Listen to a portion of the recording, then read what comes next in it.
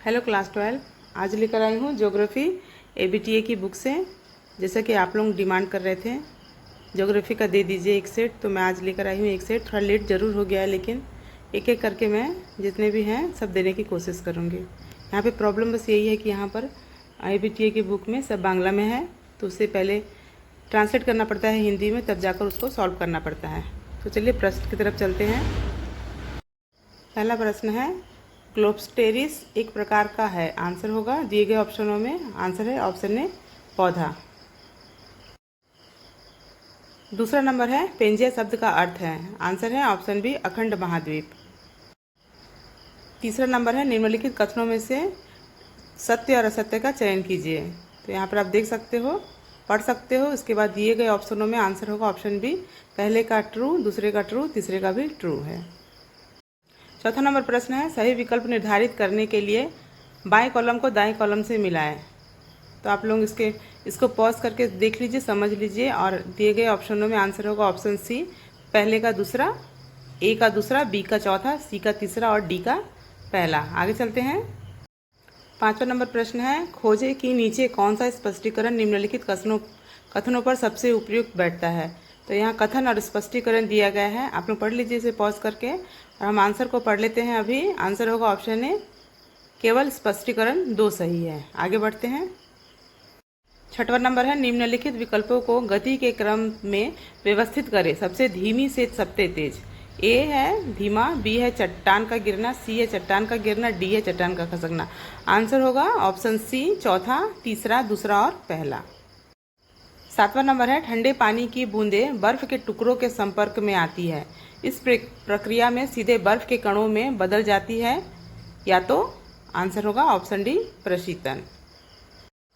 ये चित्र दिया गया है।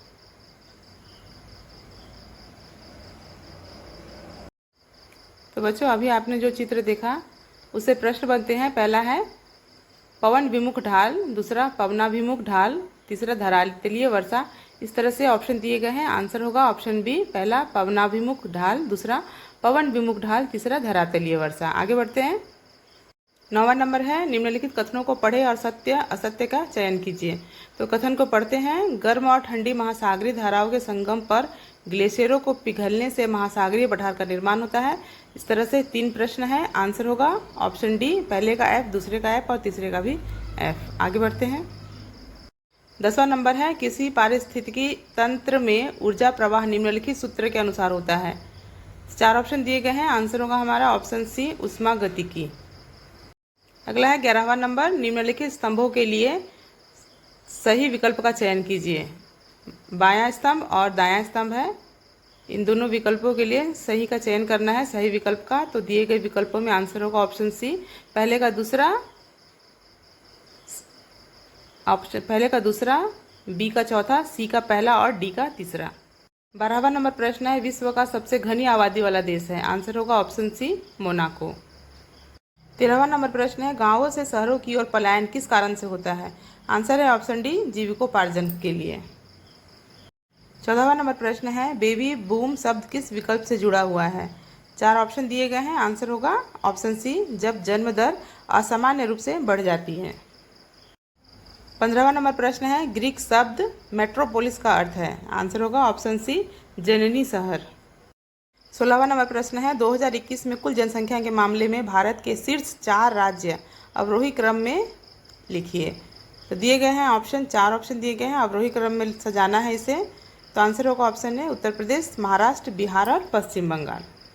17वां नंबर प्रश्न है, भारत का संविधान स्वीकृत हुआ 2023, सबसे अधिक लोगों द्वारा बोली जाने वाली भाषा है। आंसर होगा ऑप्शन सी, हिंदी।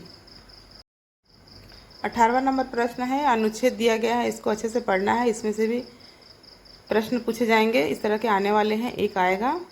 तो आप लोग इस तरह का रेडी कर लीजिए। तो इसे जो प्रश्न बनते हैं उसकी तरफ चलते हैं। आप लोग इसको पॉज करके अच्छे से पढ़ लीजिए। उपरोक्त अनुच्छेद से जो प्रश्न बनते हैं वो प्रश्न है, कुओं का उपयोग किया जाता है। आंसर है ऑप्शन डी, मध्य प्रदेश में। प्रश्न है, भारत में वह राज्य जहाँ सिंचाई के लिए अधिकतम कुओं का उपयोग किया जाता है। आंसर है option D, Madhya Pradesh. 19वां number प्रश्न है, भूमिगत कुएं खोदकर जल संरक्षण की विधि को क्या कहते हैं। आंसर होगा ऑप्शन सी, बावड़ी। 20वां नंबर है, मैगजीन के मुख्य अयस्क का नाम है। आंसर होगा ऑप्शन बी, पायरुलोसाइट। 21वां नंबर है, सही विकल्प चुनकर स्तंभों का मिलान करें। बायां स्तंभ और दाहिना स्तंभ दिया गया है, सही विकल्प चुनना है और इसका मिलान करना है। तो सही मिलान है ऑप्शन सी, पहले को तीसरे से मिलाना है, ए को बी को चौथे से मिलाना है, सी को पहले से और डी को दूसरे से। आगे बढ़ते हैं। 22वां नंबर है, फसल संयोजन मॉडल या सिद्धांत के समर्थक। आंसर होगा ऑप्शन बी, जॉन बीवर। 23वां नंबर है, भारत के आयात की मात्रा के क्रम में निम्नलिखित को व्यवस्थित करने के लिए सही विकल्प की पहचान करें। तो इसे चित्र को देखना है, बुक से मैंने चित्र दिया है, ABTA की बुक से, और इसको पहचान करना है और सही विकल्प को मार्क करना है। आंसर होगा ऑप्शन ए, पहला है कच्चा तेल, दूसरा है कोक, तीसरा है मशीनरी और चौथा है रसायन। 24वां नंबर है, भारत के मानचित्र पर हवाई अड्डे के नामों को विकल्पों में से सही विकल्प को चिन्हित कीजिए। तो मानचित्र को देख लीजिए, आंसर है ऑप्शन ए, पहला दिल्ली, दूसरा कोलकाता, तीसरा मुंबई और चौथा चेन्नई। 25वां नंबर प्रश्न है, हरित क्रांति के जनक है। आंसर है ऑप्शन सी, नॉर्मन बोरलॉग। 26वां नंबर है, भारत के सबसे लंबे राजमार्ग NH-44 से कौन से 2 स्थान जुड़े हुए हैं। आंसर है ऑप्शन बी, श्रीनगर से कन्याकुमारी। 27वां नंबर है, वर्तमान में अमेज़न फ्लिपकार्ट के माध्यम से व्यापार को कहा जाता है। तो आंसर है ऑप्शन ए, ई कॉमर्स। 28वां नंबर प्रश्न है, GDP का पूर्ण रूप क्या है। आंसर है option C, gross domestic product. आगे बढ़ते हैं। 29वां नंबर प्रश्न है, रोड साइड हैमलेट वाक्यांश का प्रयोग सर्वप्रथम किस भूगोलवेत्ता ने किया था। आंसर होगा ऑप्शन बी, हैरिस। 30वां नंबर प्रश्न है, बच्चों यहाँ थोड़ा ध्यान दीजिए, ओ है, मैंने स्मॉल लेटर में खो गया है, यहाँ पे कैपिटल लेटर में होगा। ONGC का मुख्यालय कहाँ स्थित है। आंसर है ऑप्शन ए, देहरादून। तो ये 30 प्रश्न खत्म होते हैं। तो आप लोग कमेंट कीजिए तो कौन से सब्जेक्ट में चाहिए, तो मैं देने की कोशिश करूँगी। अभी थोड़ा लेट हो जा रहा है किसी कारणवश, लेकिन मैं जल्द से जल्द पूरा कंप्लीट करने की कोशिश करूँगी। तो आप लोग कमेंट करते रहिए, ज़्यादा से ज़्यादा सब्सक्राइब कीजिए, और एग्ज़ाम बहुत नज़दीक है तो अच्छे से दीजिए। Thank you.